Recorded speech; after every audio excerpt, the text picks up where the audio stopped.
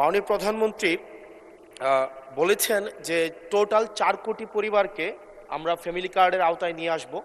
আমরা যদি 4 কোটি পরিবারকে আমরা ফ্যামিলি কার্ডের আওতায় নিয়ে আসি, তাহলে আমাদের 1,20,000 কোটি টাকা মাননীয় স্পিকার আমাদের টোটাল হচ্ছে খরচ হবে, এবং প্রসিজারাল কস্ট সহ সেখানে 1,34,000 কোটি টাকা হচ্ছে আমাদের বার্ষিক খরচ হচ্ছে। আবার গত সপ্তাহে মাননীয় স্পিকার আমরা ফার্মার্স কার্ডের বিষয়ে জানলাম যে 2,75,00,000 ফার্মার্সকে আমরা ফার্মার্স কার্ডের অধীনে আমরা 6,875 কোটি টাকা, যেখানে প্রসিজারাল কস্ট সহ 7,000 কোটি টাকা মাননীয় স্পিকার খরচ হচ্ছে। অর্থাৎ মাননীয় প্রধানমন্ত্রীর কাছে আমার প্রশ্ন, এই পদক্ষেপগুলো নিঃসন্দেহে মানুষকে সংযোগ করেছে, মানুষ এগুলোর প্রতি আকৃষ্ট হয়েছে, কিন্তু আমার প্রশ্নটি হচ্ছে, আমরা 1,40,000 কোটি টাকা প্রত্যেক বছরে যদি একটা নির্ভরশীল অর্থনীতির খাতে আমরা বিনিয়োগ করি, সেক্ষেত্রে এটা কতটা হচ্ছে আমাদের অর্থনীতিকে স্বনির্ভর করবে, এবং এই অর্থটা কি আমরা সোশ্যাল সেফটি নেটসের যেই খাতগুলো এখন বর্তমানে বিদ্যমান রয়েছে সেগুলো থেকে কেটে এনে আমরা সেখানে বরাদ্দ দিচ্ছি, নাকি হচ্ছে আমরা নতুন করে আমরা এই খাতগুলোতে টাকা দিচ্ছি? যদি নতুন করে দেই, সেক্ষেত্রে মুদ্রাস্ফীতি ঘটার সম্ভাবনা রয়েছে কিনা সেটি পরীক্ষা করা হয়েছে কিনা, এটি আমার প্রশ্ন। মাননীয় প্রধানমন্ত্রী। মাননীয় স্পিকার, আপনাকে ধন্যবাদ। মাননীয় ইয়াং সংসদ সদস্য, আপনাকেও ধন্যবাদ আপনার প্রশ্নের জন্য। অবশ্যই আল্লাহর কাছে শুকরিয়া, আলহামদুলিল্লাহ, যে আমরা যে ফ্যামিলি কার্ডের কথা জনগণকে বলেছিলাম নির্বাচনের পূর্বে, সেই ফ্যামিলি কার্ডটি মানুষ গ্রহণ করেছে। আপনি নিজেও সাক্ষী, আপনার নির্বাচনী এলাকাতেও আপনাকেও মহিলারা ঘিরে ধরেছিল ফ্যামিলি কার্ড দেওয়ার জন্য। আপনি উত্তরে বলেছেন যেই মুহূর্তে ফ্যামিলি কার্ড সরকার দেবে আপনি চেষ্টা করবেন তাদেরকে ফ্যামিলি কার্ড ডিস্ট্রিবিউট করার জন্য। মাননীয় সংসদ সদস্য, আপনি নিশ্চয়ই এটি অনুধাবন করতে পারবেন যে 4 কোটি পরিবারকে আমরা ফ্যামিলি কার্ড দিব। আমরা পর্যায়ক্রমিকভাবে সরকার এটা দেবে। পৃথিবীর কোনো সরকারের পক্ষেই একবারে এটি করা সম্ভব না। এই ডাটাগুলো কালেক্ট করতে হবে, কার কি অবস্থা, প্রত্যেকটা ফ্যামিলির ডাটা কালেক্ট করবে, পর্যায়ক্রমিকভাবে আমরা দিব। এবং প্রথম স্টেজে আমরা যারা ভালনারেবল ফ্যামিলি আমরা তাদেরকে এই কার্ডগুলো দিব। কাজেই ধীরে ধীরে আমরা বাজেটটি তৈরি করব এবং ধীরে ধীরেই আমরা কার্ড দেওয়ার সংখ্যাটা ধীরে ধীরে আমরা বাড়াবো। এবং সেজন্যই আমরা মনে করি আমাদের যে সব হিসাব নিকাশ করেছি আমরা, তাতে করে বাজেটের উপরে কোনো চাপ পড়ার তেমন কোনো কারণ নেই। এটি গেলে 1 নম্বর। দ্বিতীয়ত, আপনি বলেছেন যে আরও যেগুলো social security safety net programme আছে সেগুলির সাথে কনফ্লিক্ট করবে কিনা।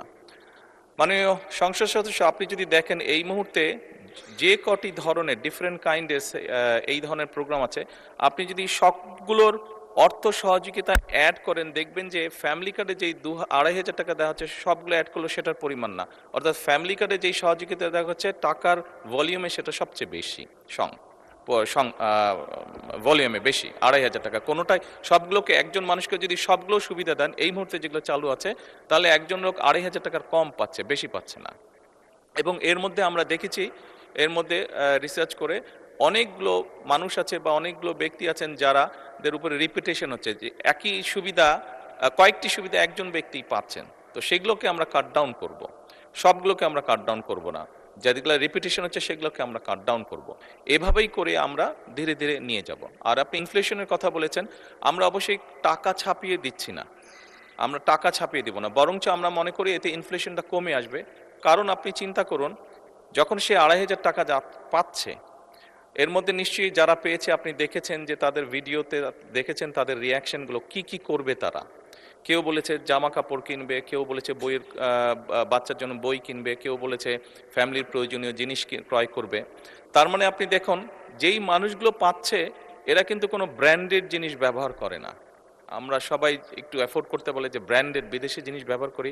এই মানুষগুলো কিন্তু যেসব জিনিস ব্যবহার করে সেগুলো কিন্তু তাদের প্রয়োজনীয় জিনিস ব্যবহার করে, এবং তারা যেই জিনিসগুলো ব্যবহার করে অধিকাংশই দেশীয় কলকারখানা, দেশেই উৎপাদিত হয়। কাজেই মাননীয় সংসদ সদস্য, এই টাকাটা যখন তার কাছে যাচ্ছে, সে যখন খরচ করছে, এই টাকাটা কিন্তু গ্রামীণ ইকোনমিতে ব্যবহৃত হচ্ছে। সে হয় মুরগি কিনছে, সে হয়তো থালা বাসন কিনছে, সে হয়তো গামছা কিনছে, যেই সবগুলো জিনিস, সে তার বাচ্চার যে কাপড় কিনছে, সে তার বাচ্চার জন্য যে বই কিনছে, সবগুলো জিনিস লোকালি প্রডিউস হচ্ছে।